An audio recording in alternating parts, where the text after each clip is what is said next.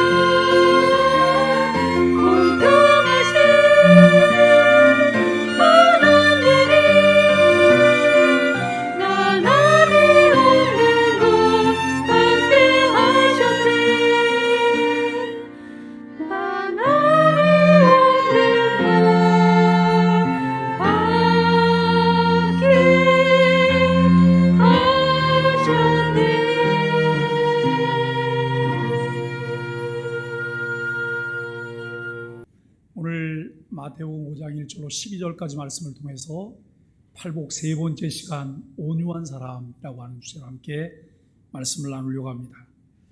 먼저 우리가 온유 그러면 온유는 무엇일까요? 손온유일까요? 온유 그러면 온유는 부드럽고 친절함을 의미해요. 부드럽고 친절함. 성경이 말하고 있는 온유는 일반적인 사람들과 말하는 것과 다른 의미를 가지고 있습니다. 온유라고 하는 말은 약함을 말하는 것이 아닙니다. 비겁함을 말하는 것도 아닙니다. 기운이 없고 힘이 없는 태도를 말하는 것도 아닙니다. 오히려 활기찬 정신과 용기, 위대한 힘과 함께 병행하고 있다라고 보아야 할 것입니다. 심령이 가난한 것은 자기 자신의 상태인 자기의 상한 심령을 나타내 보여주는 것이라고 말할 수 있습니다. 그러나 온유한 것은 자기 자신과 하나님과의 관계예요. 그리고 자기 자신과 이웃과의 관계를 말하고 있습니다. 먼저 우리는 이 온유함이라고 하는 것을 말할 때 조금 고급스럽게 말한 철학자가 있는데요. 아리스토텔레스라고. 그는 윤리학에서 이렇게 말했어요. 온유함이란 자연적인 경로에 대하여 관용을 취하는 덕성이라고 말을 했어요. 정말 고급스럽게 말을 했는데요. 이 말은 나쁜 기질과 결단력이 없는 무능 사이를 말하고 있는 거예요. 극도로 분노와 무관심 사이의 중간 상태를 의미하는 것이죠. 그래서 옳은 일을 위해서, 옳은 사람을 위해서, 옳은 순간을 위해서 적절한 시간 동안 분노하는 사람은 온유하다라고 말을 해요. 그러니까 우리가 생각할 때 분노를 한다, 경노한다 이런 거면 저 사람은 온유하고 관계가 없어. 그런데 온유에도 일정 부분 경노함과 분냄이 있다는 거예요. 그런데 그 분냄과 경노가 어떤 경우일까를 우리가 생각해 보아야 될 것입니다. 성경신학자인 바클레이라고 하는 분은 이런 말을 했어요. 온유는 분노할 만할 때에 항상 분노하고 분노해서는 안 될 때에 분노치 않는 자라고 말을 해요. 분노해야 할 만한 때에 분노하고 분노해서는 안 될 때 분노하지 않는 것. 이거 우리도 잘 아시지 않으세요? 내 기분에 따라서 내 감정에 근거해서. 그런데 여기서 말하는 그 기준은 그 기준과 다르다라고 하는 것을 봅니다. 결국 이 말의 의미는 뭐냐면 자기 자신에 대해서 절제할 줄 아는 사람이다라고 하는 그런 말이에요. 우리는 이 온유함에 대해서 이제 두 번째로 이렇게 생각을 해요. 집에서 길들인 동물과 같다. 며칠 전에 텔레비전에 동물 가족에 관한 게 나오더라고요. 너무 깜짝 놀랐어요. 집안에 이제 넓은 마당이 있고 거기에 짐승을 키우는데 그 짐승이 뭐냐면 늑대들이에요. 늑대를 키우는데 여러분 늑대가 야성이 있잖아요. 그냥 이도 이렇게 날카롭고. 그런데 그 집에 이제 초등학교 1, 2학년밖에 안 되는 딸이 늑대우리로 들어가요. 그리고 늑대하고 막 그냥 씨름도 하고 그리고 늑대하고 뽀뽀도 하고 그러면서 사는 거예요. 그 부분을 보면서 어떻게 이게 가능할까? 그런데 늑대 새끼로 태어나자마자부터 이 아이와 함께 살았대요. 여러분 길들여질 수 있다는 거예요. 그런데 길들여진 이 늑대가 어느 때 야성이 나타나냐면 새끼를 낳을 때예요. 늑대는 새끼를 어디서 낳죠? 늑대는 새끼를 낳을 때 굴을 파요. 굴을 파고 굴 속에 들어가서 새끼를 낳는 거예요. 그런데 이 어미 늑대가 컨디션이 좋지 않아서 계속 시름시름 하다가 땅 팔 기회를 놓쳐버렸어요. 그래서 결국은 다 노출된 데서 새끼를 낳은 거예요. 이것 때문에 스트레스를 받고 이 늑대가 너무너무 예민한 거예요. 그때는 아무도 접근할 수가 없어요. 근데 결국 그렇게 내버려두면 새끼들을 다 물어 죽일 수 있을 것 같으니까 이거를 이제 격리시키기로 해요. 격리를 시키고, 여러분 그런 상황에서도 야성을 드러내면서 이를 다 드러내고 그러네요. 결국은 이 길들여진 늑대는 길들여짐 속에서 사람들에 의해서 다스려지더라고요. 온유를 말할 때 이 온유는 잘 길들여진 모습을 말하고 있어요. 여러분, 망아지가 길들여지지 않으면 무익해요. 길들여지면 망아지는 유익하게 사용할 수가 있어요. 망아지가 길들여지지 않으면 손해를 끼치고 주의를 파괴해요. 산들 바람은 사람들에게 시원함을 제공해요. 그런데 이 바람이 강풍이 되고 태풍이 되고 허리케인이 되면 모든 것을 삼켜버리고 사람들의 생명까지도 빼앗아갈 수 있습니다. 온유함은 파괴와 죽음의 반대입니다. 원한과 복수의 반대입니다. 온유함은 비록 자기 자신의 소유가 약탈당했을지라도 그것을 기쁘게 받아들일 수 있는 마음까지도 포함한다라고 하는 거예요.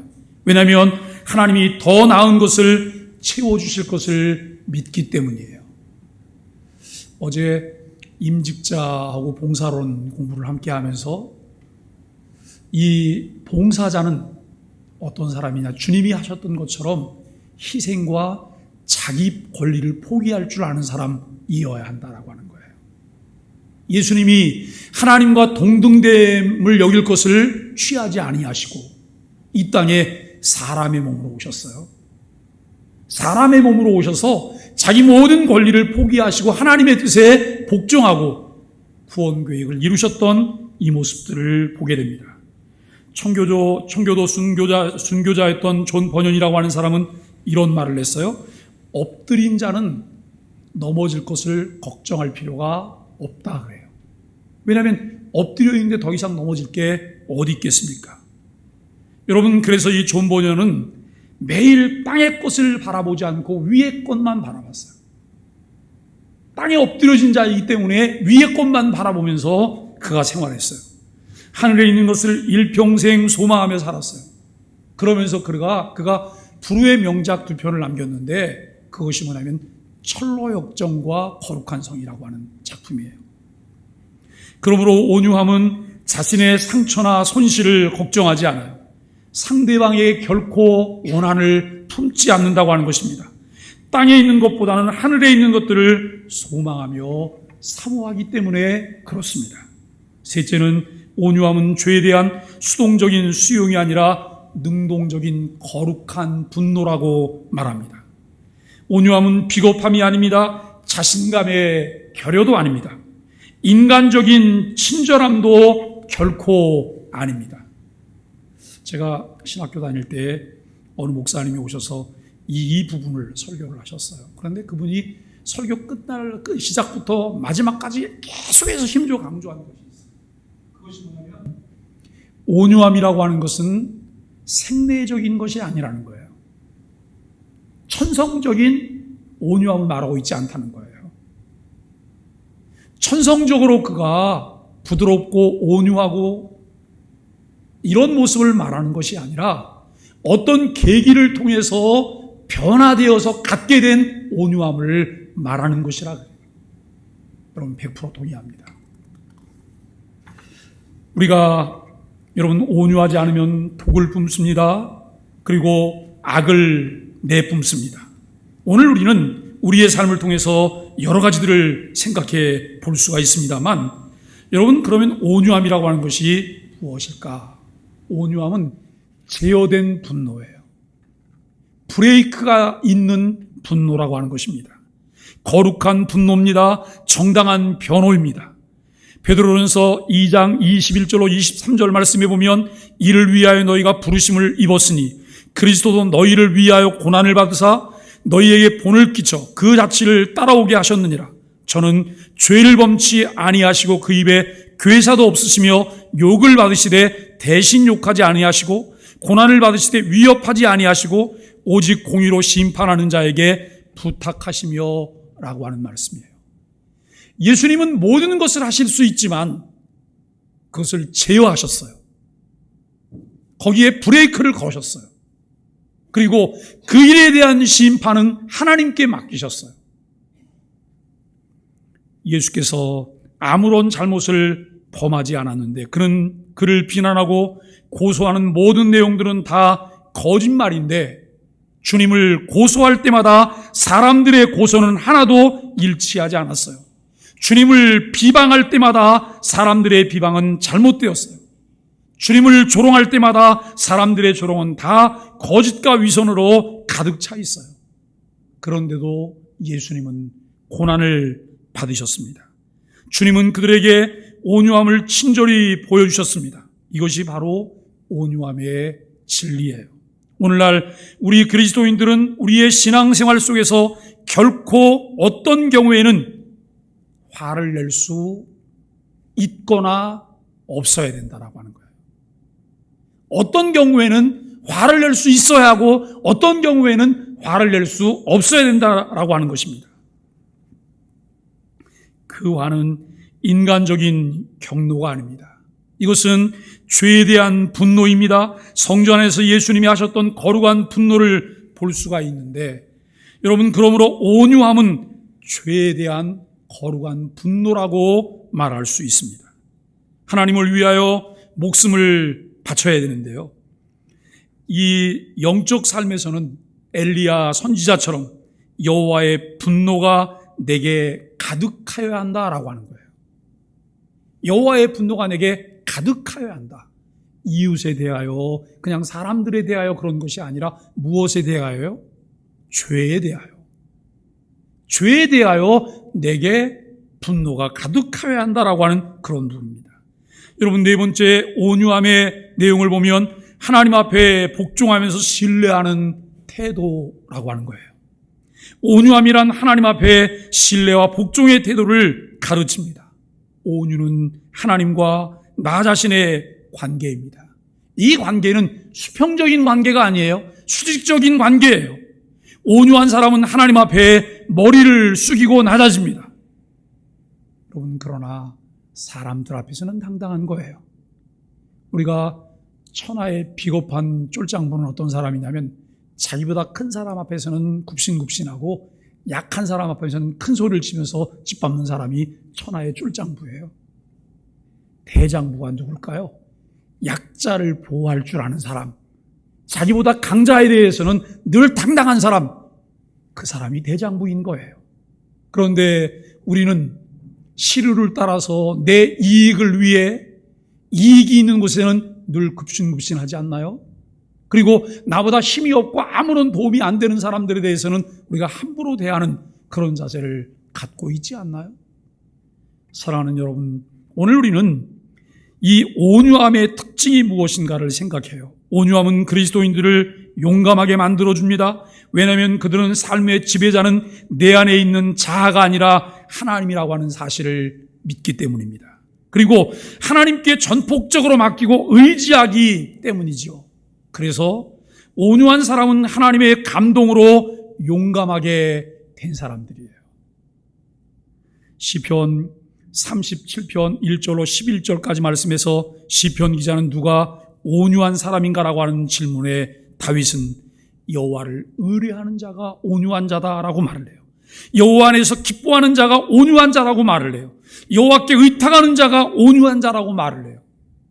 여호와 하나님 안에서 참 안식을 누리는 자가 온유한 자라고 말을 해요.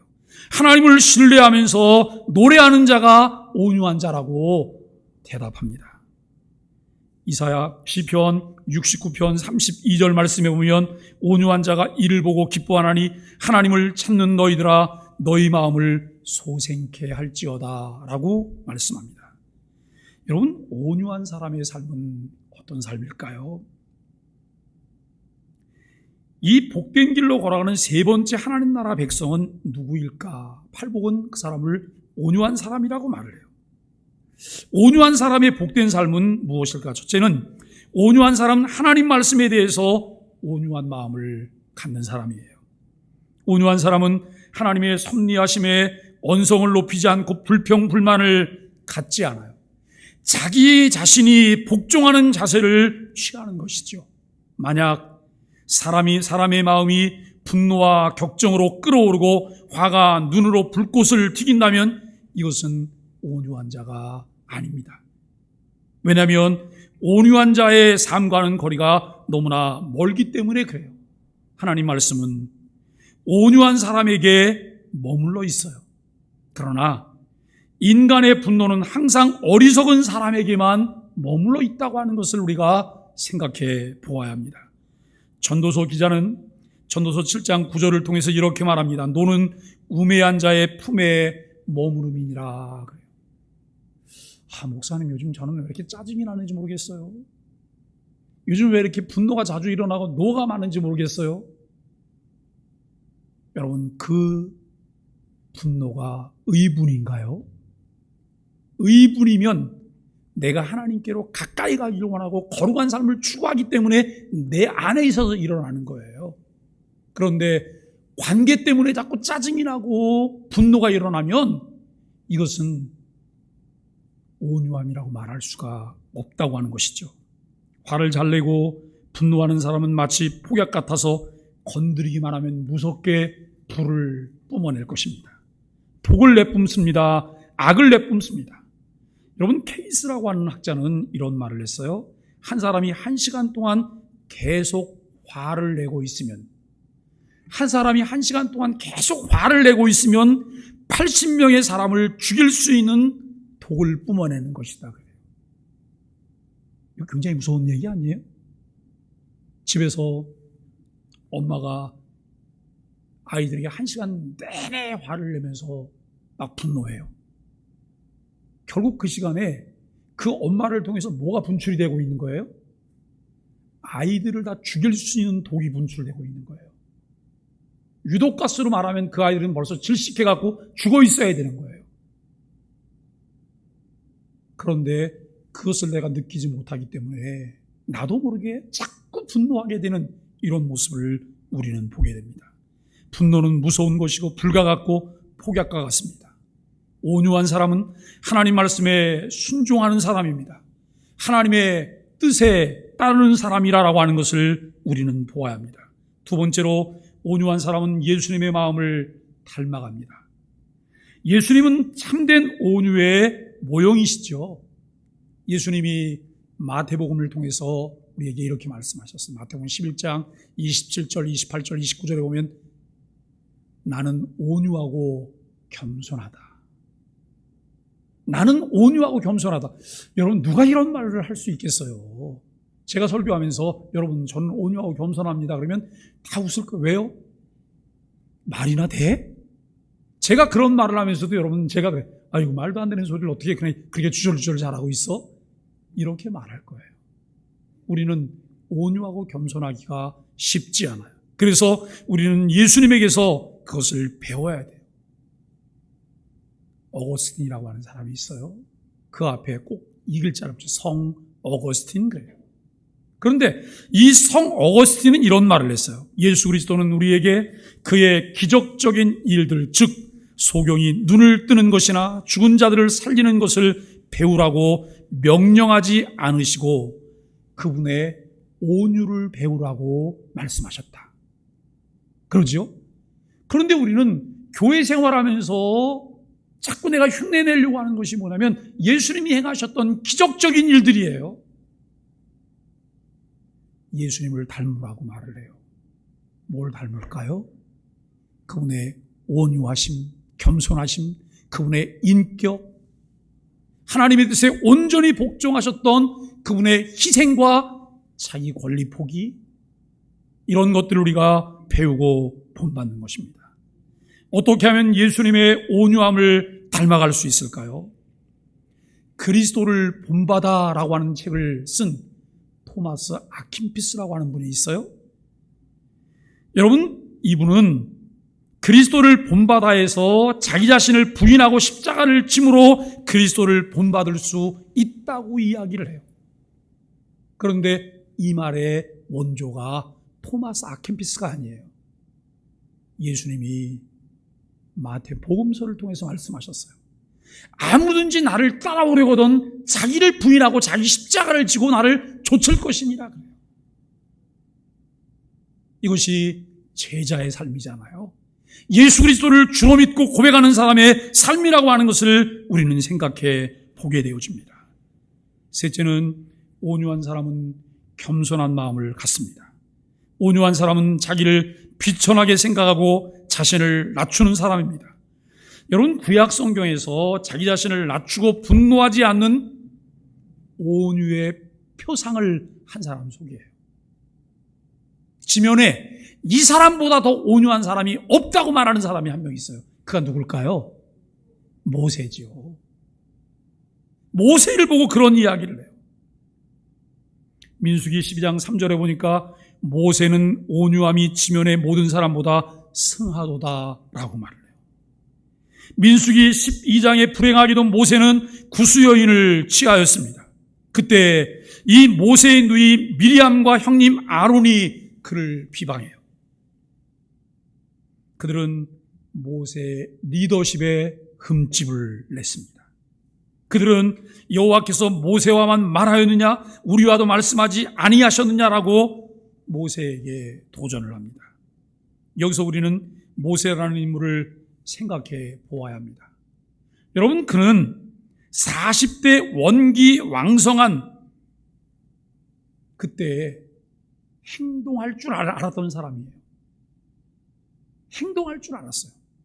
의리를 따라서 동족의 억울함을 보지 못하고 여러분 결국 애굽 사람을 살인했던 사람이에요.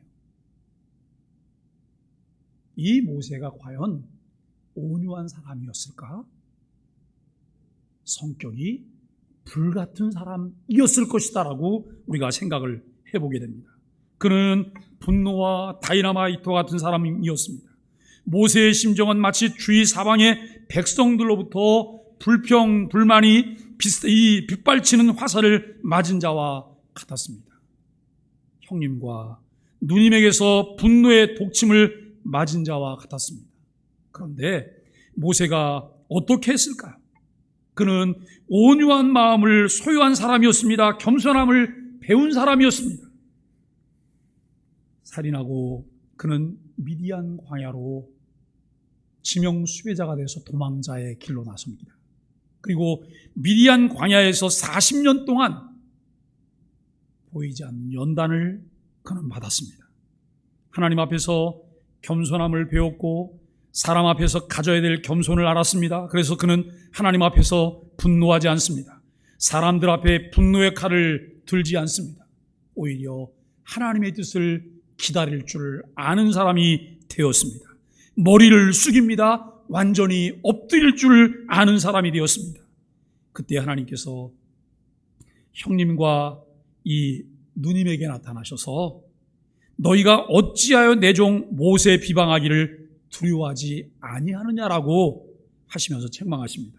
그리고 하나님은 모세의 손을 들어주셔요. 모세를 지도자로 삼아주셨습니다. 마침내 모세는 이스라엘의 영도자가 되었고 그들을 애굽에서 해방시켰습니다. 하나님은 겸손하고 온유한 사람을 사용하셨습니다. 네 번째, 온유한 사람은 상대방을 향하여 분노하며 악의를 품고 복수하지 않는 사람입니다. 온유는 최후의 심판자이신 하나님께 심판의 특권을 내어드리는 자세를 가진 사람입니다. 그의 뜻에 따릅니다. 그의 결정에 순종합니다. 비록 온유한 자가 사자와 같이 분노하고 이리와 같이 교활함이 있더라도 이러한 모든 것들이 양순한 양처럼 길들여져야 한다는 거예요. 여러분, 우리 신체 중에 가장 무서운 부분이 어디일까요? 우리 신체 중에 가장 무서운 부분이 어디예요? 혀예요. 길들이기가 어려운 혀예요. 언제 뭐가 튀어나올지 모르는 혀예요. 그런데 이 혀도 길들여져야 돼요. 우리가 참 경건한 사람이 되기를 원한다면 혀는 길들여져야 돼요. 길들여지지 않으면 우리가 경건은 모두가 헛수고가 될 수밖에 없다는 것을 생각하게 되어집니다. 주위 상대방에게 악의를 품지 말아야 되고 분노하지 않아야 합니다. 사도 바울은 에베소 교인들에게 에베소 4장 26절로 27절에서 이렇게 말씀해요. 분을 내어도 죄를 짓지 말며 해가 지도록 분을 품지 말고 마귀로 틈타지 못하게 하라. 아니, 분을 내는데 죄를 짓지 않는 것이 어때요? 이미 벌써 죄를 짓고 있기 때문에 분을 내는 것 아닐까요? 여기에서도 그 분을 구분하고 있어요. 의분.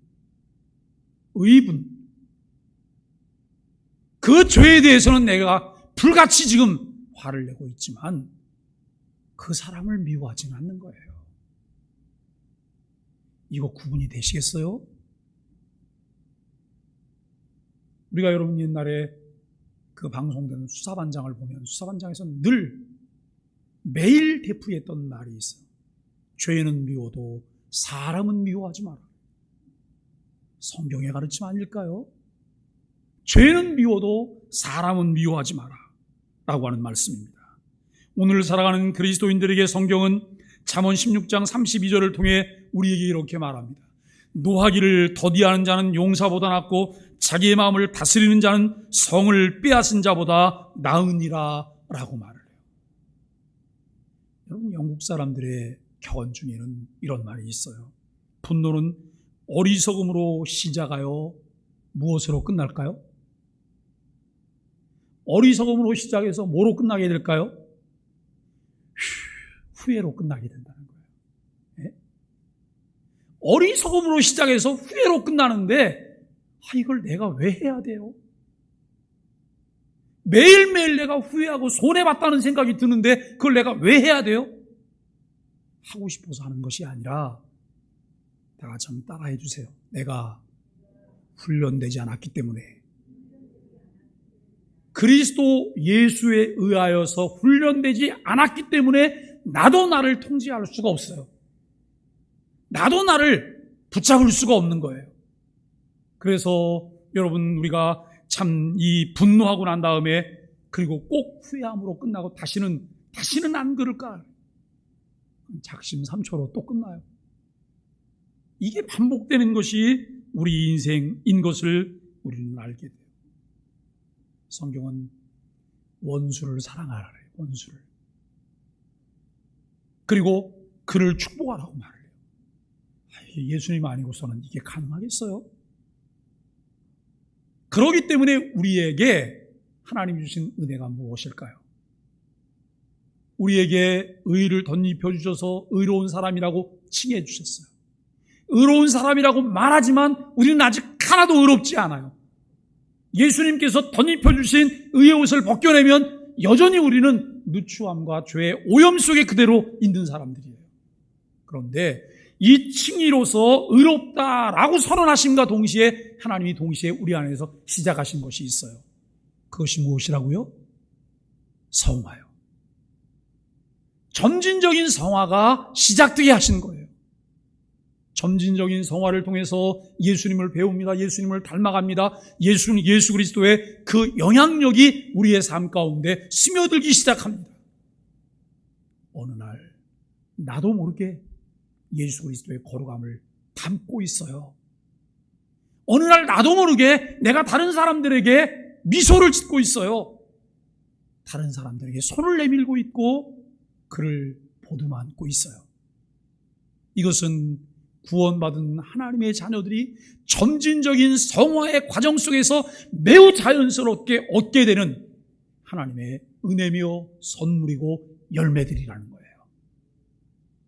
이때만 이것이 가능함을 우리는 깨닫게 되어집니다.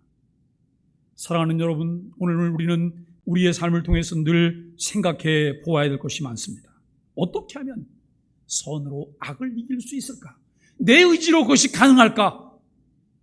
내 힘과 결심이 약하기 때문에 우리는 늘 깨어지고 넘어져서 또 씁쓸해요. 후회해요. 마음이 괴로워요. 내 의지는 약해서 할 수 없지만 내 안에 거처를 정하신 성령님이 나로 하여금 그 일을 할 수 있도록 내게 은혜를 주세요. 그래서 우리에게 필요한 것이 무엇일까요? 하나님, 경건의 일을 이름쓰게 하여 주옵소서. 주의 말씀을 늘 붙잡게 하시고 말씀 안에서 길들여질 수 있는 하나님의 사람이 되게 하여 주옵소서. 이 기도가 우리에게 필요합니다. 여러분, 온유한 자가 받을 상이 있을까요? 무슨 상일까요? 땅을 기업으로 받을 것임이라 라고 말해요. 이 말씀은 현재와 미래의 뜻으로서 두 가지 의미에서 상 받을 것을 가르치고 있습니다.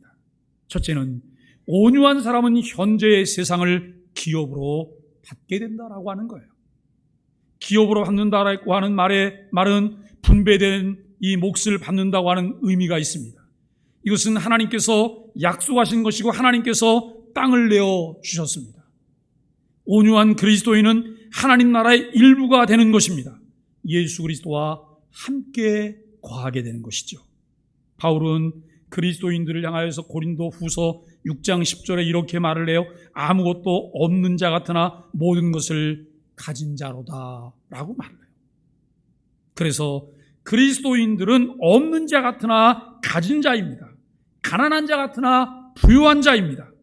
약한 자 같으나 강한 자들입니다. 여기서 말하는 모든 것이라고 하는 것은 무엇을 의미할까요? 찰스 핫지라고 하는 신학자가 이렇게 말을 했어요. 그리스도인들은 만물의 진정한 소유자며 만물은 그리스도인들의 유익을 위해 사용되는 존재들이다. 하나님은 그 백성들의 유익, 즉 그들의 현대의 유익과 미래의 영광을 위해 세상, 생명, 죽음, 현재일과 장래일을 포함한 모든 것을 주관하신다. 그러므로 그리스도인들은 만물의 진정한 소유자가 되는 것이다. 그리스도와 함께한 후사로서 그들은 만물을 소유한다라고 말해요. 만물의 주인이신 하나님 아버지의 후사로서 모든 것을 소유한 자라고 하는 것을 말씀하고 있습니다. 둘째는 온유한 사람은 미래의 땅을 기업으로 받게 됩니다. 온유한 사람은 땅을 기업으로 받는다고 하는 말이 무엇일까요? 이것은 그들이 이 땅 이상의 것을 기업으로 받을 것이라고 하는 뜻이 아닙니다. 받지 못한다는 뜻이 아닙니다. 이것은 그들이 현세 세상 기업과 미래의 하나님 나라를 기업으로 받는다고 하는 의미입니다. 사랑하는 여러분, 온유한 사람은 땅을 이제 세상에서 잠시 머무른 동안 집으로 소유를 해요. 내가 잠시 머무는 동안 소유해요. 왜냐하면 우리는 나그네이기 때문에 그래요. 나그네이기 때문에. 우리 김선 교사님 부부가 오늘 예배에 오셨어요. 참 감사해요. 여기 한국에 오시면 나그네죠. 어머님 댁에 와 있어도 나그네예요. 그게 내 집이 아니니까요. 잠시 머물 나그네. 그럼 태국으로 돌아가시면 거기는 내 집일까요? 거기도 나그네예요. 인생 자체가 나그네예요. 잠시 머물게 된 집을 우리가 소유하고 있을 뿐이라고 하는 거예요. 그러나 하나님 나라의 천국은 그들의 영원한 안식처라는 거예요. 사랑하는 여러분, 우리가 이 땅을 사는 동안 하나님께서 내게 주신 현재의 천국이 무엇인가를 생각해 보세요. 내가 장차 미래에 누리게 될 하나님의 나라는 어떤 나라일까를 우리가 생각해 보세요. 현재 내가 누리고 있는 하나님의 나라는 영토적인 개념보다는 통치라고 하는 개념에서 우리가 이해하는 거예요. 하나님이 나의 주인이시고 나의 왕이셔서 내 삶을 다스려 주실 때 우리는 그의 다스림에 온전히 순복하고 그의 다스림에 인도하심을 받음으로 그분이 주시는 은혜를 누리는 삶이에요. 이것이 천국의 삶입니다. 영원한 하나님의 나라를 바라보며 우리는 그분께서 다스리실 그곳에서 그분과 함께 살게 될 거예요. 통치와 영역이라고 하는 개념을 포함해서 우리가 함께 누리게 되는 것이죠. 참 이 온유라고 하는 세 번째 복을 다루면서 늘 고민이 이런 거야. 저분은 법 없이도 살 것 같아. 저분은 법 없이도 살 만한 분이야. 너무 착해. 그러면 그 착한 그분은 성경이 말하는 이 온유의 대상이실까요? 성경이 말하는 온유는 생리적인 그 온유를 말하는 게 아니라니까요. 예수 그리스도를 주로 믿음으로 거듭난 새 사람이 된 거예요. 예수 그리스도 때문에 거듭난 새 사람이 된 거예요. 이 부분을 경험하고 그 안에서 우리가 날마다 그리스도인으로 다듬어지지 않는다면 그리스도인답게 살아갈 수가 없어요. 어떤 사람이 그래요. 그리스도인들은 큰 소리도 안 치고, 그리스도인들은 짜증도 안 내고, 그리스도인들은 화도 안 내고, 그리스도인들은 어떤 것을 봐도 분노할 줄도 모르고, 이런 사람이라고 생각해요. 아니요. 그리스도인은 불의를 보면 분노할 줄 아는 사람이에요. 아유, 저기서 내가 한 수 참견했다가 나한테 손해밖에 올 게 없는데 뭘 한 수 참견해? 그냥 모르는 척하고 말지. 여러분, 이분은 온유한 분이 아니시라니까요. 그때가 무슨 기회냐면 그때가 분노해야 될 기회인 거예요. 네? 불의에 대해서, 죄에 대해서. 그런데 많은 사람들이 서로 나눠먹기 할 때 불의에 대해서 눈을 감아요. 고물이 나에게까지 올 때는 내가 눈을 감아요. 그런데 고물이 나에게 오지 않는데 저 사람들끼리 나눠갔는데 그게 불의한 거예요. 그러면 그때 막 화를 내요. 이게 과연 또 정당한 불일까라고 하는 거예요. 이 분노일까라고 하는 거예요. 오늘 말씀을 함께 나누면서 심령이 가난한 자, 애통하는 자, 그리고 마음이 온유한 자, 오늘 오후에 나누게 될 의에 줄이고 목마른 자, 이 복들을 우리가 함께 살펴보면서 하나님께서 말씀하신 천국의 삶의 복은 우리가 생각하는 개념과 너무 다르지 않나? 어떻게 다를까도 좀 생각해 보시고, 왜 이게 다를까도 우리가 좀 생각해 보아야 할 것입니다. 그러면서 우리가 하나님 나라의 사람들로 날마다 준비되고 훈련되고 세워져가는 은혜가 있게 되기를 예수 그리스도의 이름으로 간절히 축복합니다.